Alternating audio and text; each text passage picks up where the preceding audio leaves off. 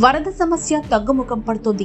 AP CM Chandrababu Naidu మళ్లీ పరిపాలన మీద పూర్తి దృష్టి పెట్టబోతున్నారు. సోమవారం నాడు చంద్రబాబు గుజరాత్ పర్యటనకి వెళ్లొచ్చాక వీలు చూసుకుని 1-2 రోజుల్లో టీడీపీ ఎమ్మెల్యేలతో చంద్రబాబు భేటీ కానున్నారు. ఇదేదో రొటీన్ గా జరిగే భేటీ కాదు.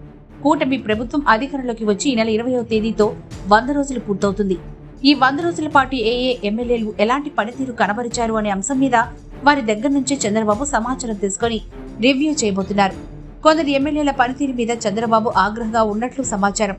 ఒక మహిళా ఎమ్మెల్యే భర్త తీరు మీద చంద్రబాబుకు ఫిర్యాదులు అందాయి. ఆ మహిళా ఎమ్మెల్యేకు చంద్రబాబు షాక్ ఇవ్వబోతున్నారు. అలాగే మరో 2 ఎమ్మెల్యేలు కూడా చంద్రబాబు నుంచి షాక్ పొందబోతున్నారు. ఆ ముగ్గురు ఎవరు అన్నది ప్రస్తుతానికి సస్పెన్స్. అయితే కొంతమంది ఎమ్మెల్యేలు తెలుగుదేశం కార్యకర్తలను పట్టించుకోకుండా వైసీపీ కార్యకర్తలను వెంటబెట్టుకుని తిరుగుతున్నారు.